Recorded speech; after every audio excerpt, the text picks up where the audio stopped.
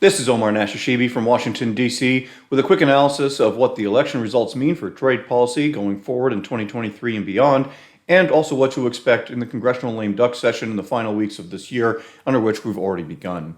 And let's start right there with that lame duck session, which is what we describe the final weeks on Capitol Hill here in Congress after an election.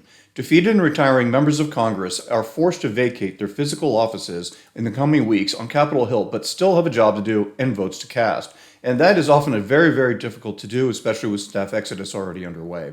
The non-trade related big topic is, of course, tax extenders. We and others lobbying to reinstate the research and development tax credit, which on January 1st of this year switched from full and immediate expensing to amortization over 5 years. A 4-year or even a 2-year extension of the R&D, including retroactive to 2022, is part of the discussion right now for inclusion in a year-end spending bill called the Omnibus. The chairman of the Senate Finance Committee, Ron Wyden, recently came out in support of reinstating the R&D credit, but we are still hearing that we need to be part of a broader deal that includes the child tax credit if R&D credit is going to move as well. In additional federal funding and tax extenders, Congress is also working on the National Defense Authorization Act, which they've passed every year since 1964. That could also be a vehicle for some trade provisions, which could catch a ride also in the omnibus, though, if they don't make it onto that NDAA. The miscellaneous tariff bill is a top priority for many as it grants temporary waivers from paying duties on imports for certain companies that petition for relief if that product does not have a domestic opposition to its importation. That can mean hundreds of thousands of dollars to certain companies and has a pretty decent chance for inclusion in a year-end bill package here, as does Generalized System of Preferences, or GSP, which provides duty-free treatment for certain U.S. imports from eligible developing countries. Established under the Trade Act of 1974, the GSP promotes development in countries that are developing by allowing certain importation exemptions for duties from 119 countries for thousands of products. We might see a few more provisions on the trade front make it in as well. Another coming from the Senate forces U.S. Trade Representative to restart the Section 301 exclusion process, where companies can file a request for relief from paying the 25 and 7.5% tariffs on Chinese imports.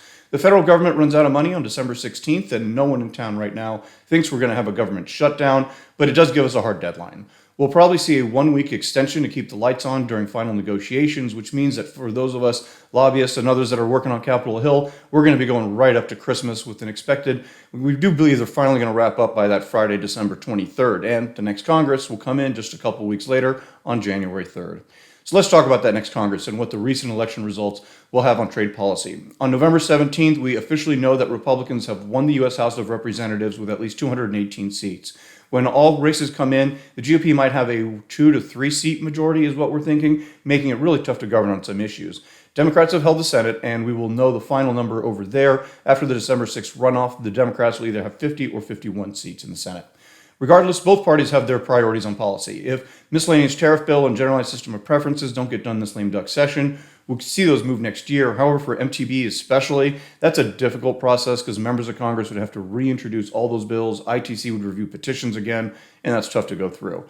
Democrats want to see trade adjustment assistance for workers, farmers, community colleges, and firms, and are trying to make a move at this to move it in the lame duck. It still seemed like a tough priority to get done for them, but this has been one of their top issues for decades.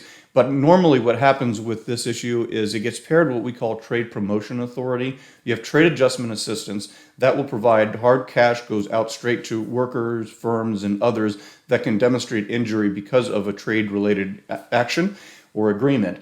And that has been very, very popular going back to the 90s for Democrats. But again, the way that usually moves is with trade promotion authority. What trade promotion authority is TPA, is fast track. That will allow a president to negotiate free trade agreements with other countries and submit those to Congress for a strict up or down vote. Lawmakers cannot make changes or file amendments throughout that process, and that gives other countries some assurances that what they negotiate with the White House will actually get the vote and be that final product out there.